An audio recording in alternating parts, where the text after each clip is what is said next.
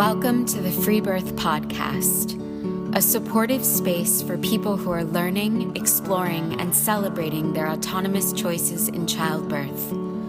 Together, we'll unpack truths, share personal stories, and claim our ability to birth freely and intuitively. Here's your host, Emily Saldea.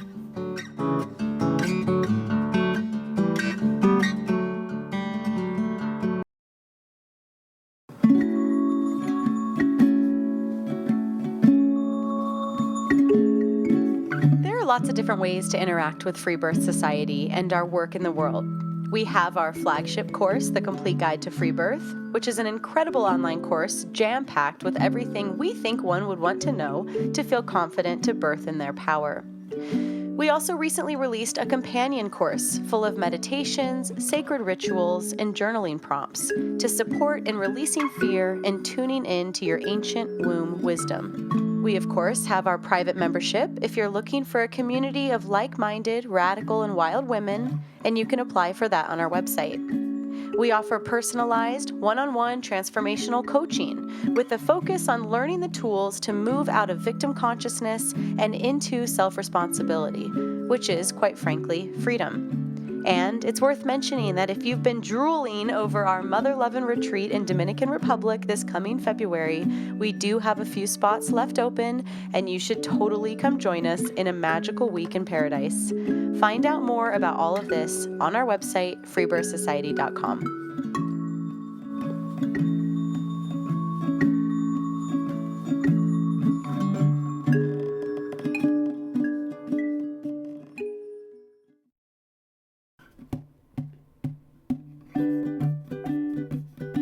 This week, I'm joined by Ilona, who had a wonderful, mother-centered birth with her first child. Ilona went on quite a journey with her wild pregnancy, having an unexpected pregnancy with a new partner, and decided to lean into fully embracing both her pregnancy, her intuition, and her power. Ilona's story is definitely an inspiring one, as she shares how she chose to call on her yogic teachings and complete wisdom to create the birth of her dreams.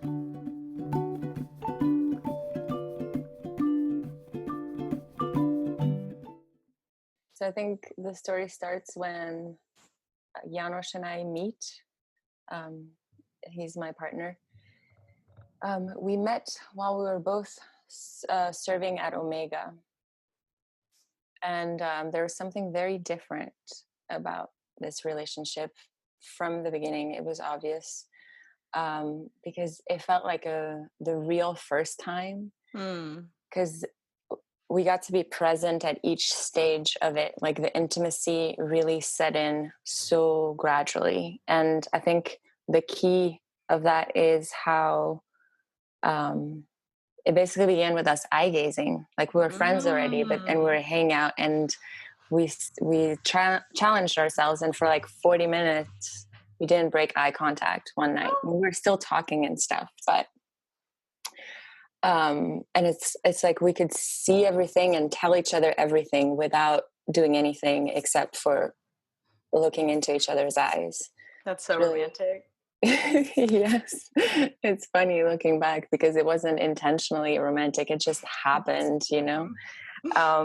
And I remember as it was happening, it didn't feel like falling in love, like being hit with something. It felt like this very safe landing in love. So that was extremely different. And we weren't together for a long time. And then I got pregnant, and it wasn't a plan at all.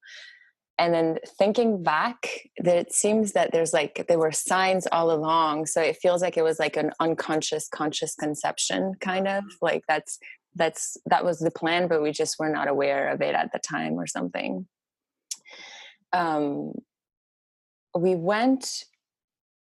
So we moved in together basically, and we left to go to Connecticut on a farm to do an apprenticeship for the summer. And that's where I got pregnant, or where I found out I was pregnant anyway, because I was feeling really sick. And it wasn't my intention to be pregnant. And then when my period was late and I was feeling sick, I suspected this could be what it is. And I tried taking like herbal supplements and things that could release the pregnancy. And I just got sicker and sicker and nothing happened. And it just, when I got quiet and really listened, I got this sense that whatever this being is, however small, however just a seed it still is, it seemed to have this like strong will to live, you know, like, but it was, I don't know, it was like so much drama, you know, around the pregnancy because it was not wanted really, but at the same time, I didn't know what I wanted either. But it turned into me hating being on the farm, all the smells, the like hard work, because I was nauseous and exhausted all the time. Like sometimes I physically couldn't get out of bed. And I'm someone who likes sleeping already, but that was like another level because I would go to bed when the sun was still up. I had trouble getting out of bed in the morning and I could still like nap for 4 hours during the day. So it was like really not ideal for what we signed up for because it was like on the farm working from like sun up to sundown and planting stuff. And it was just hard labor. And yeah, it was smelly and messy and I just couldn't stand it. And we're living in a trailer and we had a cabin to sleep in. And so I was really struggling. And then we knew that we had basically 3 choices: either get an abortion, either go on with the pregnancy, but give up the baby for adoption, or become a parent. And Janos was so freaking out. Like he was so not ready in his mind to become a father or anything like that. So I had to make the choice for myself. You know, would I want to be a parent even if he's there in the picture? Like, what would I want to do? And I got some really good advice when it came to deciding because it was just like crazy in our own heads, you know, like the mind just jumping around between all the different scenarios, trying to picture the future. And when I talked to my mother and told her what was happening, she advised that I dedicate a full day to think of and meditate about one option. And then a second day, a second option, a third day, a third option. And Janos did that with me. So we got to like assess what it felt like in our body, what the thoughts were like. And it helped clarifying things a lot. And I knew that the abortion wasn't an option at this point. It was so clear, like that was just in my body. I just couldn't do it. Just like when I was taking the herbal stuff to trying to release it, it wouldn't happen. It was just making me sick. Like my own body was taking the hit to protect that baby.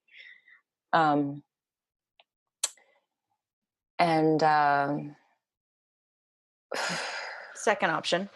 Yeah. So the second option, if it was adoption, for that, I made a list because I was like, we're not prepared to be parents. Like he doesn't want to, I don't know what I want. There's all these things that I want to do before I have a child. Like, so I started listing like what sort of qualities I would be looking for in someone to be a parent.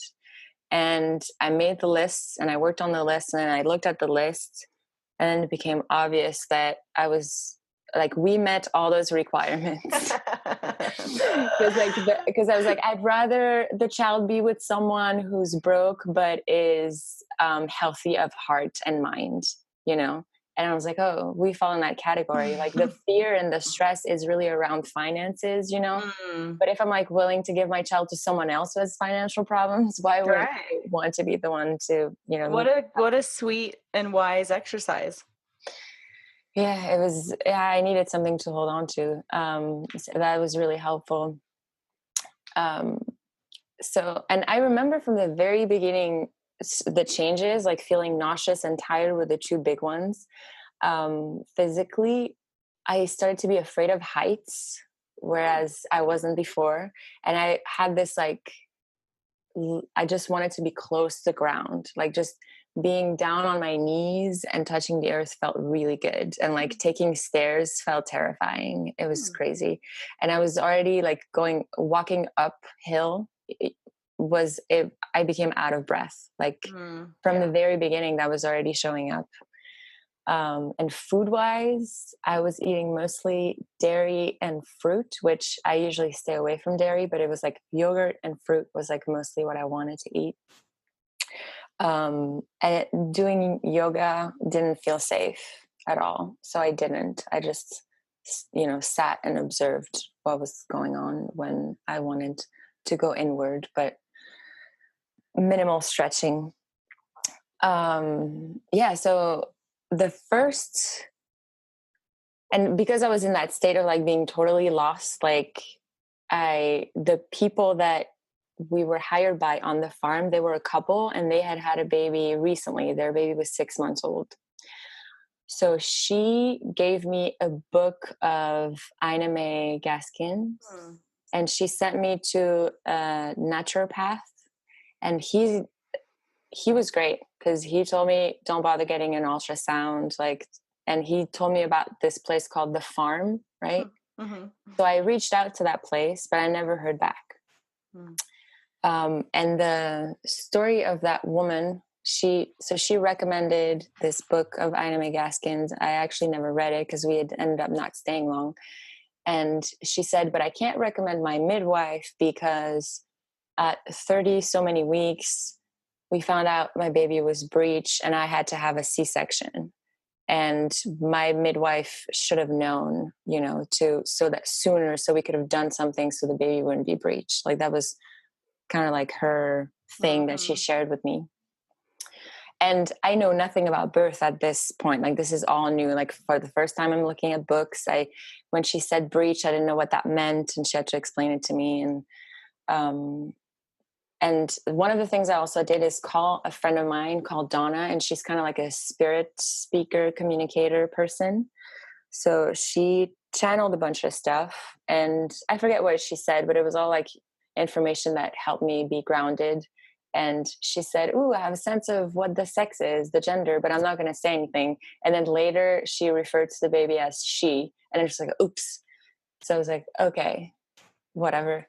And then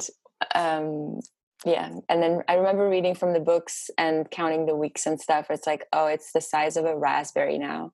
And I had this feeling of like a lizard was like swimming in my belly.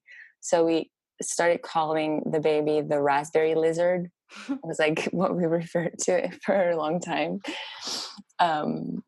So the color pink and the girl energy, feminine energy, was like in the picture for a long time. Like I always felt like it was a girl after that. And most people were like, oh, I'm sure it's a girl. I feel like it's a girl. And then that changed later on. But anyway, so we leave the farm because it's just not ideal. And we go back to Omega because the season there started. It's summer and they know us and stuff. So we were able to get both a position there. And it was so nice being there, mostly because of like the maintained intentional spaces. Like it just felt clean and beautiful. And it was just a great place to be and like pregnant. Protected. Exactly. Yeah. It's like this little village. And people, we know each other, we look after each other, and participants come and go, but like the foundation of staff members, they just live there and stay there. So, and it's all like, like-minded people, which is pretty unique. Most women kind of going against the grain are super odd woman out, but you got to be held in a like-minded community for your pregnancy. That's so cool.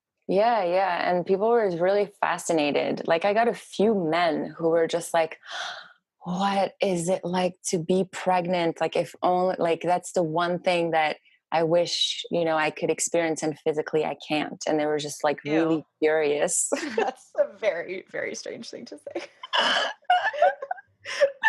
But I don't know. Like, I'm sure it's like mysterious and there's a fascination. Like I could just tell there's like this innate, like sense of it's something sacred and we want to respect it. But then that whole thing got really, misguided and stuff. But, to me, I remember like, it was hard, like everything just changing. It's like, normally when you go through changes, you still have this like foundation of yourself, and then the changes happen and you have this foundation as a reference to kind of assess what the changes are like. And this time it was like the foundation itself was changing, so there was like no point of reference whatsoever. It was just like this journey. And the best way I could come up with describing what it's like being pregnant is like, imagine you're, you know, on an epic journey on a boat, and some days it's like the most beautiful sights and you feel like you're one with the divine and it's the most amazing thing. And some days you feel nauseous and you're puking in a bucket and you wish you could just go home, but you can't. You're in the middle of the ocean, you know, like that's kind of like what the pregnancy journey overall was like for me a little bit. Mm-hmm. And I remember in that phase, in that second trimester while we were living at Omega, physically, I remember having a really smelly vagina, which I never heard of or read anywhere. And I didn't know that that could be a thing. And it wasn't smelling like unhealthy infection. It was just like really potent, like super strong vagina smell. Hormones. Yeah. And the pH changes and totally. Yeah. Everything freaking changes. Yeah. And I still had some nausea, but it was way less. And what helped most, which we just discovered that on our own, was the singing bowl. My partner would play the singing bowl in the evening, and something about it was just, it would just like calm down the nausea so I could go to sleep. Awesome. Yeah, it was the best. And then resources, we had a library at Omega, and there was like a few books there. And there was one little book that both Janos and I read that were essential, I want to say, and just in the information and the perspective that it offered us on birth. And it's called Birth Without Violence. It's by this French doctor, Frédéric Leboyer. Yeah, I love him. Yeah. And that was just really cool, because it was the whole book is kind of written like a poem, you know, instead of being like with science facts or whatever. It just like, and have you seen so his clear. infant massage one? No, but I want to look beautiful. into it. Yeah. Awesome. Well, that's a nice book to stumble upon. And then as far as like, I don't know any birth workers or anything, but there's this one girl that I kind of knew that was going to go to doula training in Hawaii the year before that at Omega. She told me that. So I talked to some people and found her email and reached out to her, and she was super happy to help. And one of the things, she sent me back a bunch of resources, but two of them stood out. One of them is a PDF of a pregnancy coloring book. That was perfect. And the other one was your podcast. And my gosh.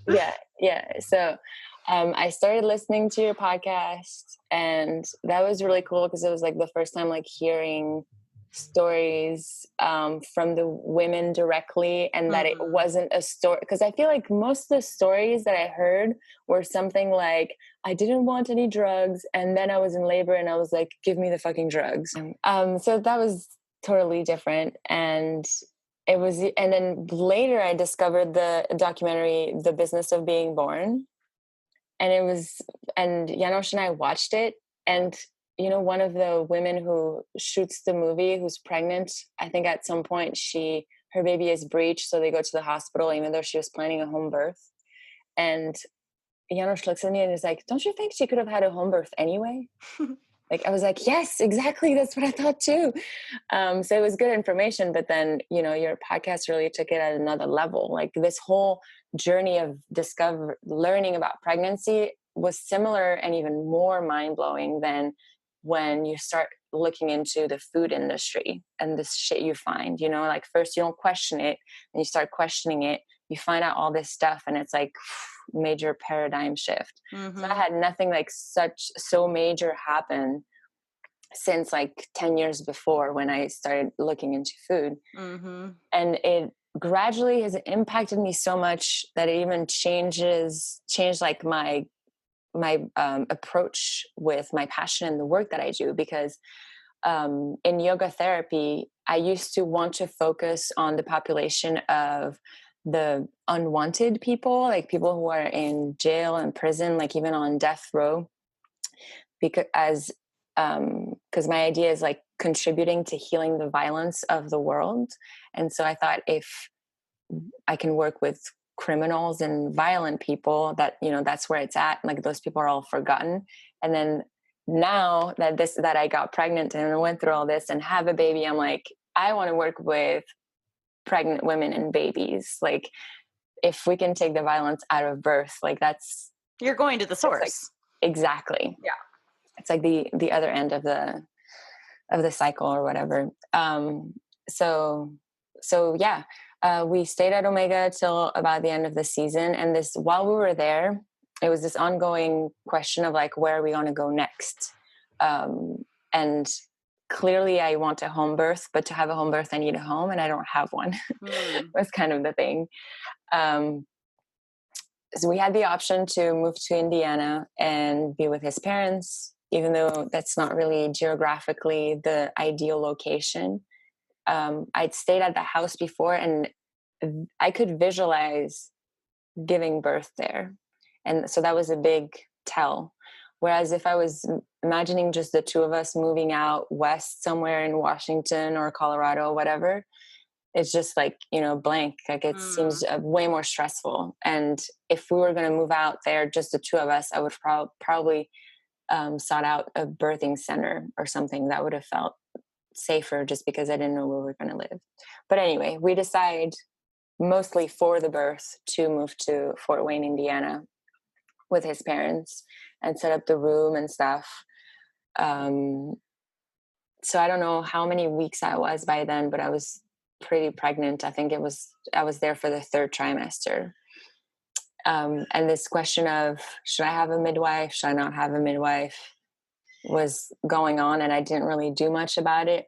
But then a few people referred a midwife to me, and people who don't know each other, they gave me the same name. And then I met someone who had a midwife at her birth, and it was the same name. So I was like, okay, so if there is going to be a midwife, I think she's the one. But also the option of not having a midwife is still very much on the table. And I talked to that woman who did have an direct experience with her, who had her birth. And I could hear how she was totally in the zone doing her thing.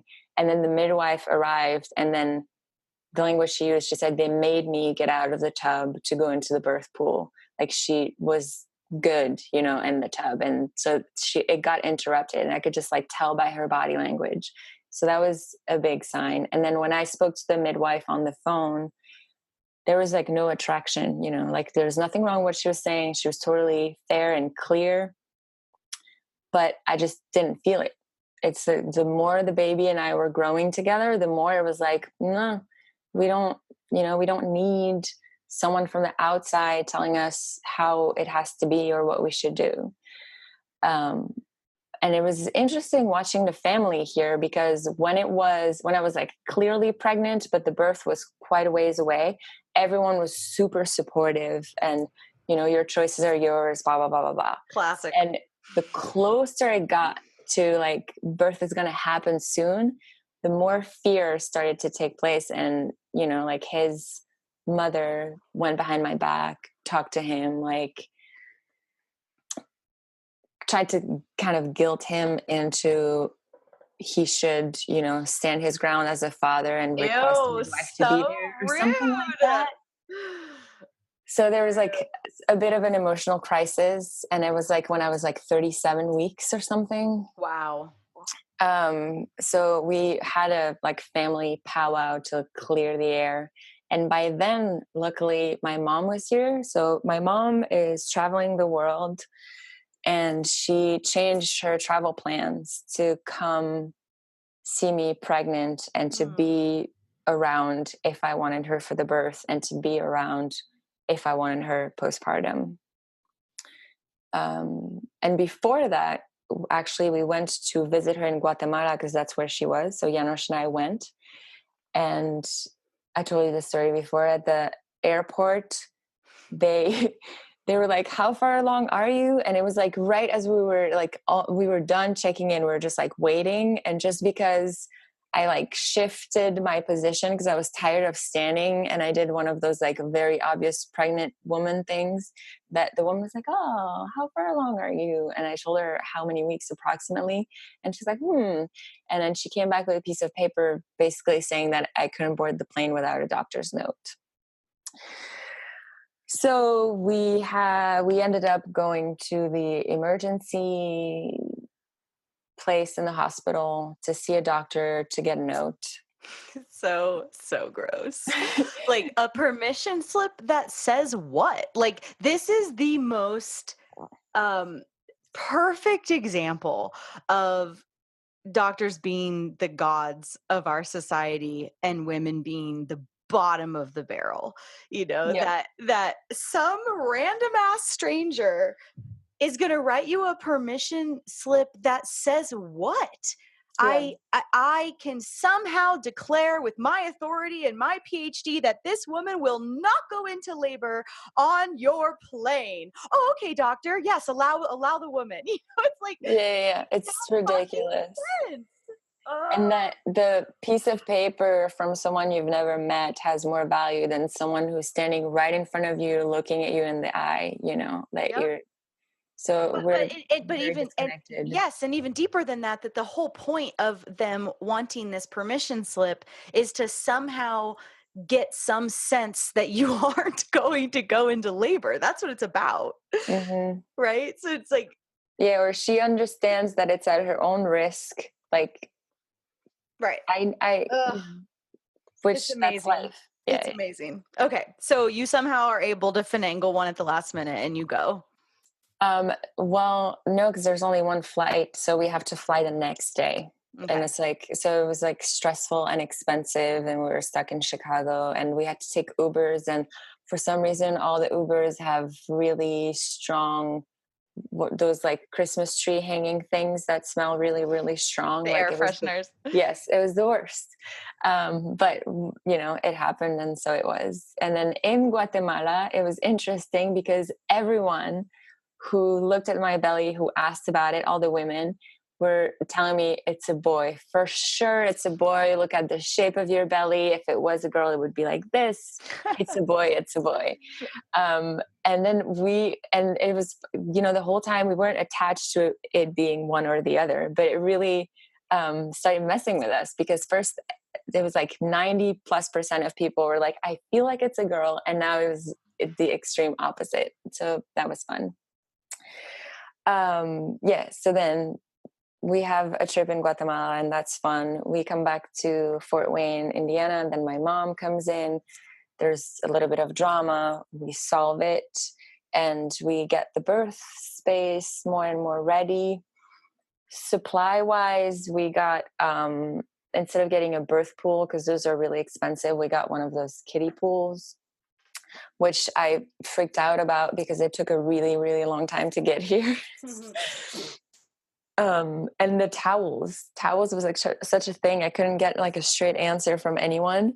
And then you gave me the best answer when I reached out and I asked about towels. And you said, if you have 3 towels, you will use 3 towels. Yeah. If you have 12 towels, you will use 12 towels. Yeah. It doesn't really matter. You'll figure it out. And I was like, oh yeah, that makes sense. And it's literally impossible to say because if you have a 3-hour birth, you're not going to need Right. that many towels. If you Yes. have a 52-hour birth, you're going to move on to other fabrics in your home. Yes. Yeah, exactly. And I ended up ordering towels on a website, I think called Towel Depot or something. And I placed the order and everything. And then I didn't get tracking or information. And I reached out and there was like no trace of my order afterwards. And I was like, did I dream that I ordered those towels? I'm not I don't know what happened. And now I knew it was going to happen soon. And I romanticized a little bit because it was in December and there was going to be the solstice at the same time as the full moon. That was my birthday. Oh, really? Uh-huh. Wow. That must have been what a year to celebrate that year. And in my imagination, if I was going to go into labor and give birth then, I was picturing that the baby would be a girl for some reason. And I was like, if it doesn't happen for the full moon, it's going to be the new moon. And that's in January. And then when I imagined that, I imagined a boy. I don't know. I can't explain it. That's just how it was. And so I was hoping kind of for the full moon, because I was also like done being pregnant, and I never experienced a contraction or anything. So I started to get curious about it. Like, what does it feel like to give birth now? What does it feel like to be in labor? Like I know very well what it's like to be pregnant, but what is it like, the birth part? I started to get more and more like into it and anticipating it. So nothing happened in the full moon. And then I was waiting, okay, it's going to be the new moon, but it happened in between. So it took me a little bit by surprise, because it happened a few days before.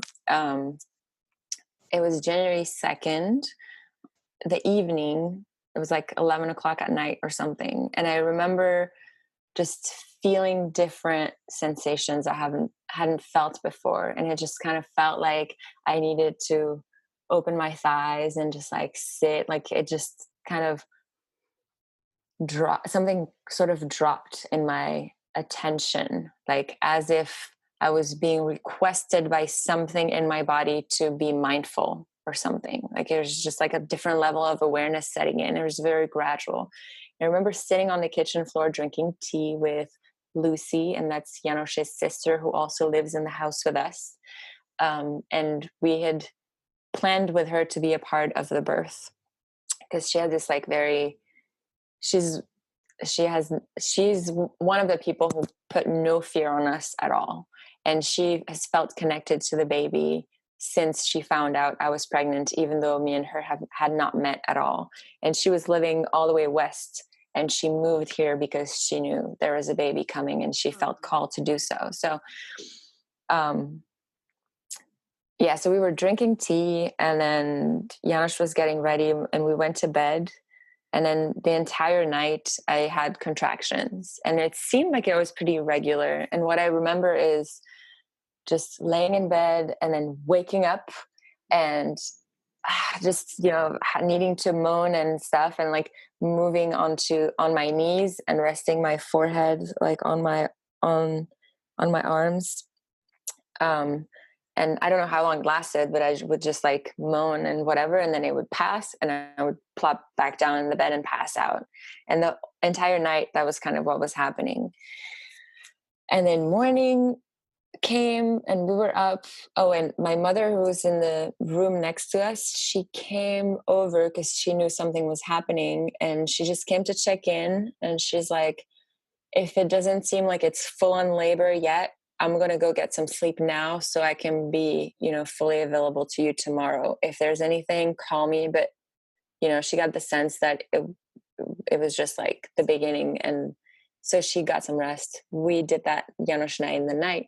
In the morning, she came in, and Janos went by the fire in the living room to take a nap. So she was with me then. And I remember getting on all fours a lot, and my wrists would hurt, and I wished that they didn't, because I couldn't find another position that was comfortable for when the contractions were happening. And it was just like too much to support my weight on my wrists, it seemed. And I really wanted to get in the pool, but it was one of those things where, let's not get the pool ready too soon, because it might slow the process down or something, seems to be an idea. So we waited, and until I was like, okay, it's time, like now let's get the pool ready. And so they did.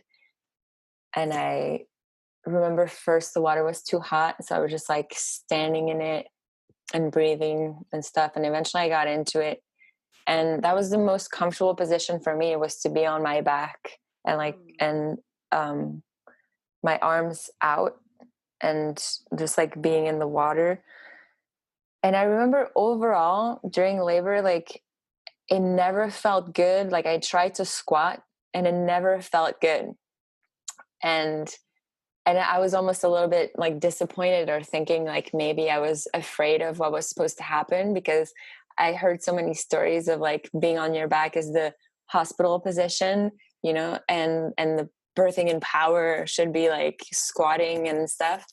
But it just, my body didn't want to do that. It Yeah, felt so much and better being on my very back. few women actually squat, you know. Really? Yeah, I mean, more in my experience and from Hmm. everything I've heard, more Asian women, because that's how they're raised, it's very Uh-huh. common to squat and hang out in a squat Hmm. in Asian countries. But American women, I know you're not American, but like obviously I've attended mostly American women. It's not really a natural go-to position. Um, but also to your point, yes, of course, the birthing in power position is the one you choose, Yeah, right? That's of the course. birthing in power positions, of course. And I know you know that, but I totally hear you. And yeah, I mean, I think there are definitely um, quite a few women who lay down because there's something kind of understood in that maybe it's slowing it down, or maybe some women find that easier to cope. Hmm. Yeah, totally. So as long and you were doing such deep listening to your body, that's the point, right? Right, exactly. But I was so tired, is what I I bet. remember. I was so tired. And I don't know how often I just wished it was possible that we could put it on pause. I could go to sleep and then come back and keep doing it. However long it Yeah. would take, I don't care. But can we Yeah. just pause it so I can get some sleep? Is what I felt like a lot of the time.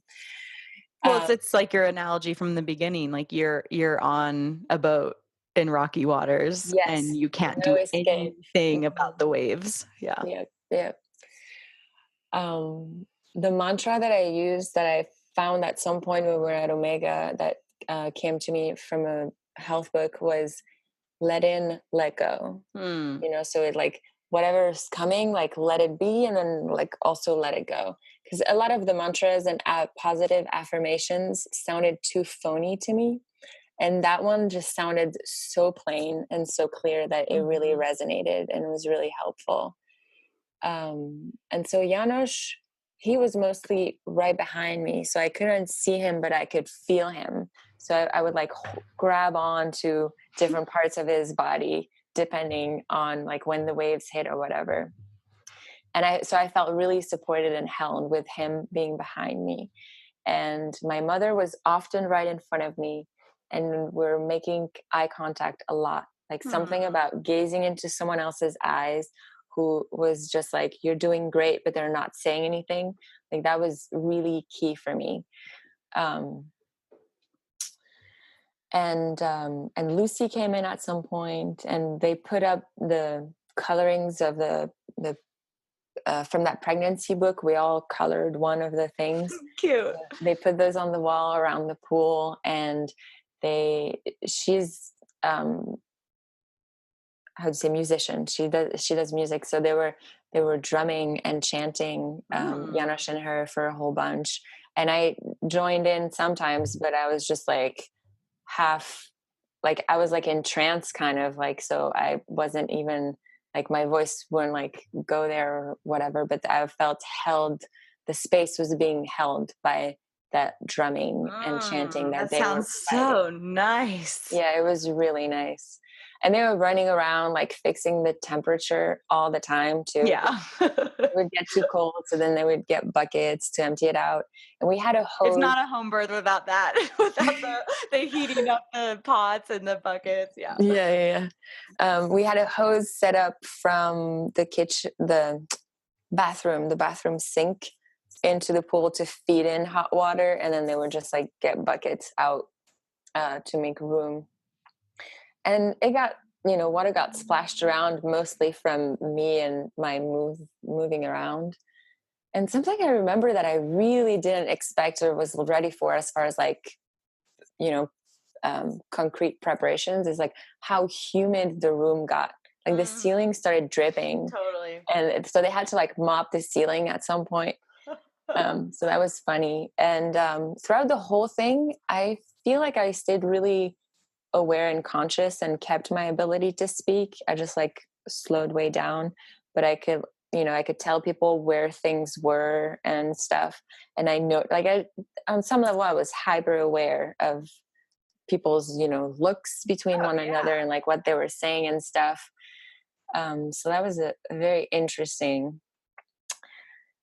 Um, smells, I became so sensitive to smells. And at one point, someone was cooking and they were frying onions. And that was the worst part of the whole experience, was when that happened. And luckily, my mom was like, "Do you have some clove essential oil?" Yeah, it's really good for just neutralizing. They were giving me tinctures that Janos had made, and my mom muscle tested which one they should give me. So muscle testing is something that my mom taught me when I was little, and it's something that we do a lot, like just as a practice.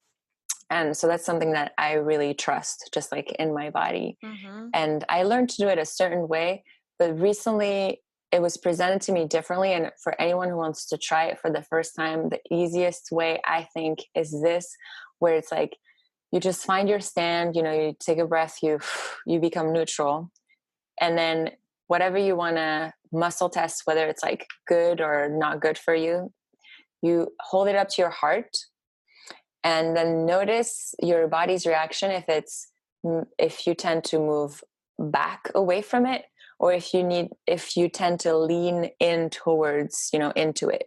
And that gives you an indication whether your body has an attraction for it or not. So you think that's easier than the arm thing?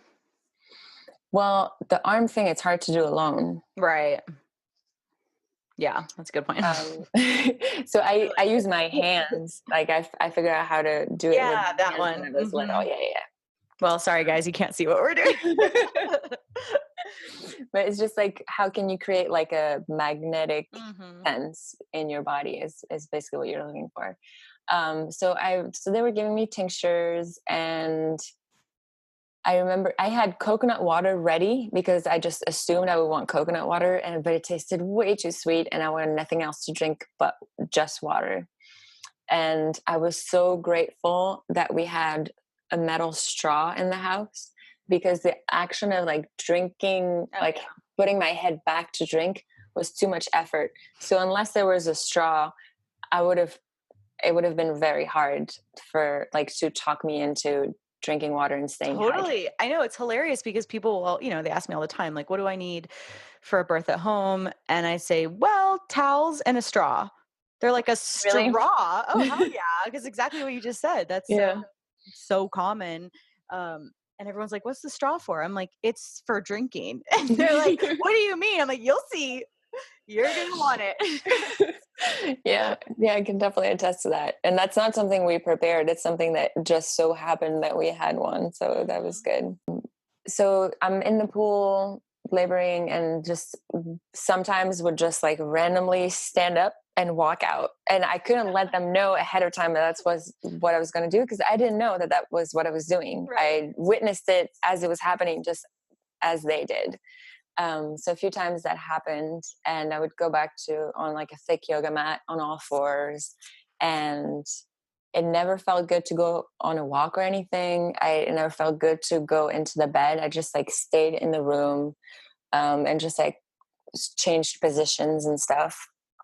And then they completely emptied the pool and refilled it at some point, because the space was like the water got underneath and stuff. So they rearranged it and put a tarp down instead of the plastic that we had. So that happened. And then it was getting dark. So it felt like I had been in the pool all day. Luckily, I was able to get a position where I could have my hands and feet out of the water, because how much my skin got pruny was really like, I couldn't stand it. So, but I wanted my middle body to be in the water. So that was good. And then I remember I was like, transition. When is that going to happen? Like, it's so clear based on like I've heard some people say, and sometimes I just had like waves of feeling nauseous. So I was like, oh, maybe I'm going to throw up, and then that's it and stuff. But it just wouldn't happen. It wouldn't happen. It felt like I was so conscious, so aware, and it seemed like no progress or whatever. So finally I just came to, because my mom once in a while would like check without putting her fingers or anything. She would just like have me open my legs so she could look at what was happening. if there was, sign of something, and it didn't sound like anything was happening, like that it was dilated or whatever. And I finally get to the point where I'm like, I'm gonna be here all week. Okay, whatever. Like, I give up, kind of. Like, I give up. There's nothing I can do. This baby's gonna take all week. This is my life now. This is what I'm doing. I'm stuck here. I live in labor. Yes, that's what it felt like. Yeah. And so, yeah, I guess surrender. But in the moment, it felt like, okay, I give up, and the contractions got stronger and stronger, and it was hard not to scream. Like, I wanted to just like tense up and scream. And my mom was trying to coach me not to do that, but to breathe and to push the energy down instead of keeping it stuck in my head. And I was like hating on her for telling me what to do because I didn't want her to. But then I heard her explain it to Lucy, like what I just said, of how, because the energy, like the wave of contraction happens and it's, pushing the baby out. But if I hold it and push it upward in my head, I'm more likely to go to my head and like freak out and be fearful and not trust my body. Whereas if I use the wave and direct it downward, then I'm following what my body is doing. Which either way is okay, right? A baby will still come. A baby Right. will still Yeah. come if you scream and get fearful and lose your mind a little. Yes. Either way, it's okay, right? Yep. Birth happens. Yeah. I remember when we talked briefly before I was in labor, that's what you said, and it stuck with me. But so yeah, I overheard her explain that to Lucy, and then something shifted and I took over. So instead of being on my back, I kind of came forward and I had my knees apart and my fists on the ground in the pool in front of me. And so when Lucy talks about it, she saw the whole thing happen. She's like, she saw something click in me, the shift happen. And she's like, and you turn into this like powerful, wild gorilla woman or something. Yeah. And so there was like a major push that happened then, and maybe another one. And I was like, oh, this is different. This is something else. And I didn't want to like keep reaching and feeling, and hoping for something. So I waited and waited. But that moment I was like, okay, what's happening? And I reached with my hand to feel, and it was like the softest thing I've ever felt in my life. And like, how is that even possible? Like, how does that texture exist? That was mind blowing. And then another one, and like the head was out. And at that moment, Janos actually wasn't in the room because someone had made dinner. And my mom was like, you should go get some food, get some energy, and come back.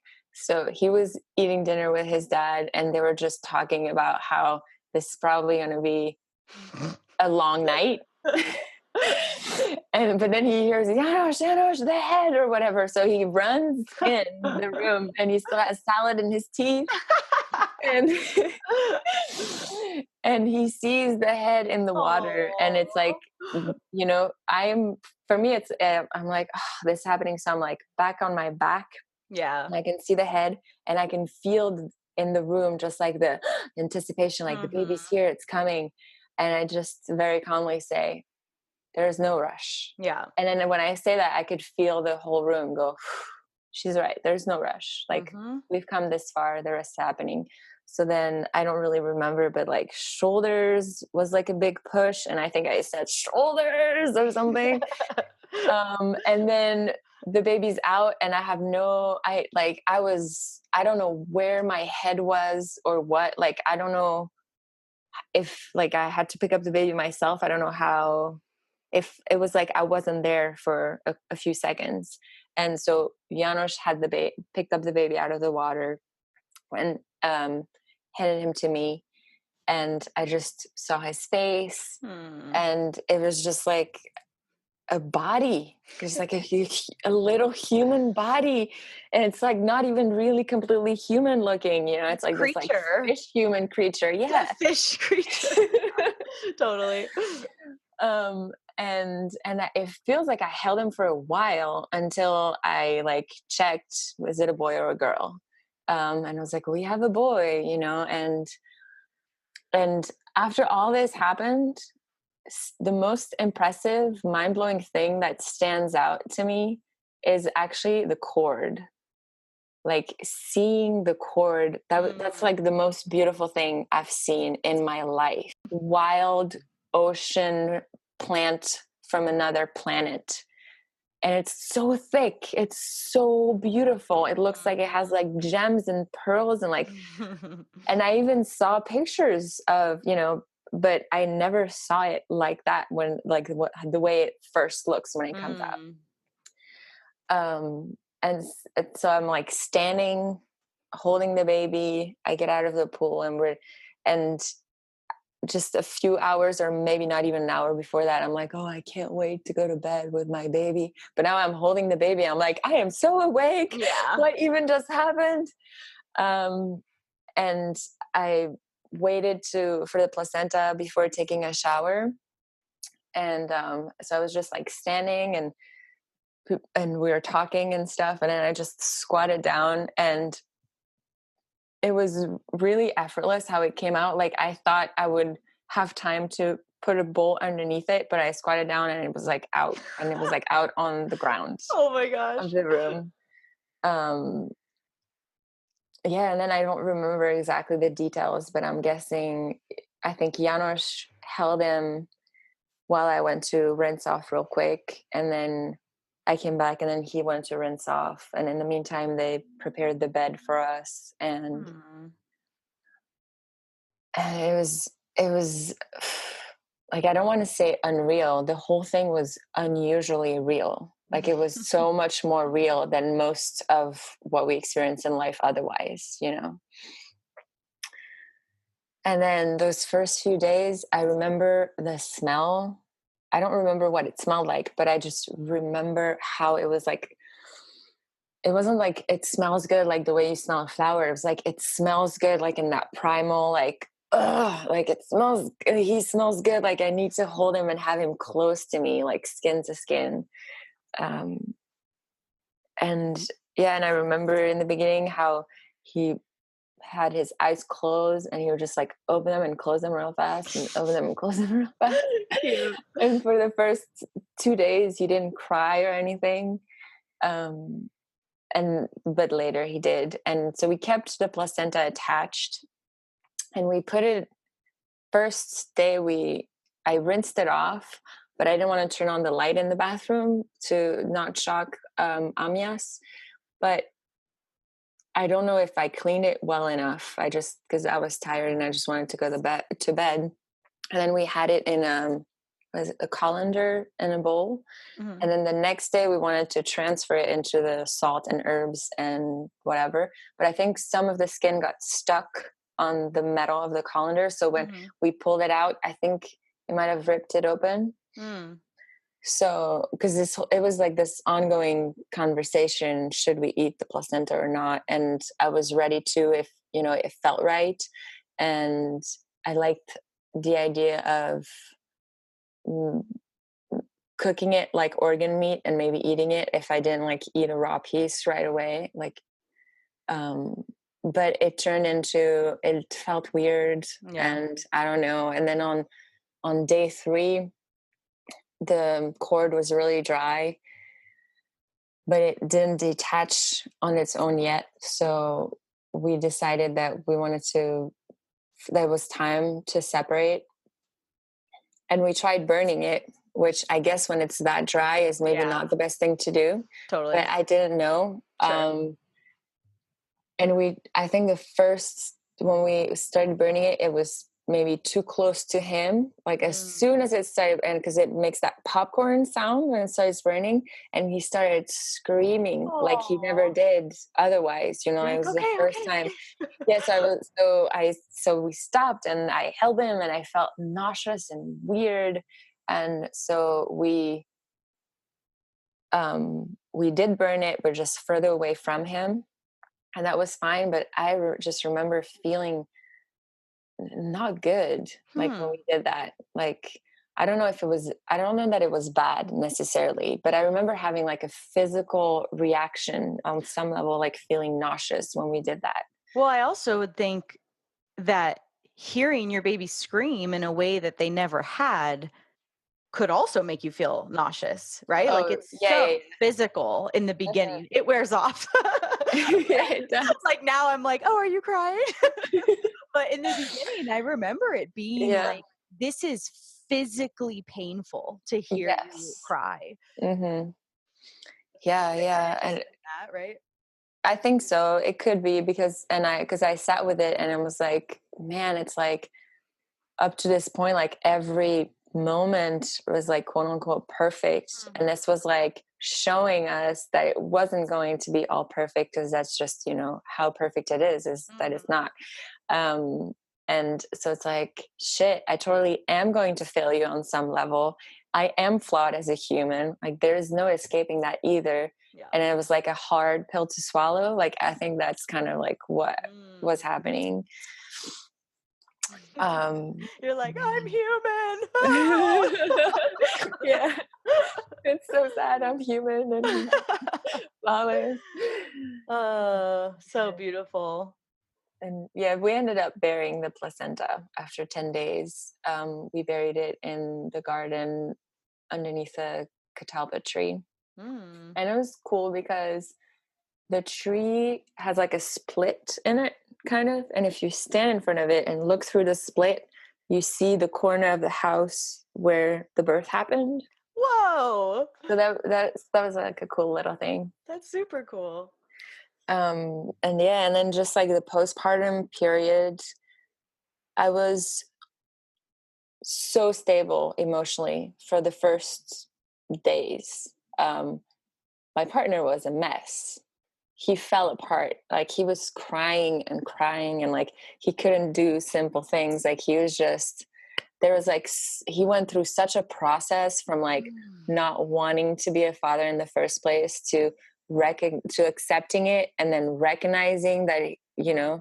and just and then feeling the connection, the love. And it's like this like big release. Now he's here. Yeah. And so I think he had more of like a direct attraction to Amias than I did, because I don't know, the whole pregnancy happens inside, so I had this like connection on like a spiritual level through my body somehow.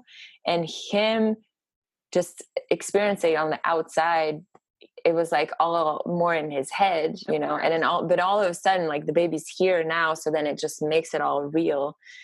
um so just like a very different thing. And then what hit me and what was hard, like because I started to be emotionally like unstable eventually, but it took a while. And it's when I began realizing how much I didn't prepare for motherhood. Like the Mm. whole time I was pregnant, I just prepared for birth. And Mhm. then I was like, oh, but that was only a day of my life. This is now the rest of my life. But just like you have the 9 months of being pregnant to prepare for the birth, you have the rest of your life to prepare for the rest of your life. Like it's just Right. like an ongoing thing. So Hmm. Awesome. Is there anything else you want to share? yeah. I think that's pretty much the whole of it. It's so beautiful. Such a, I say this every freaking episode, but just the simplicity of it, the normalcy of it, and that this is in action what you talked about, of your work shifting in the world. Like this is Mhm. it, that you just birthed a son, a future man into the world who experienced no drugs, no violence, healthy attachment, breastfeeding, all of the tenets that make a contented infancy um, will nourish and nurture a contented man. Mhm. Like you did it. It's Mm. so beautiful. Hmm. It really is. Yeah. Thank you. Yeah, thank you. that's it for today, everyone. Join us next week for another episode of the Freebirth podcast. Thanks for joining us, and remember, your body, your choice. Lots of love.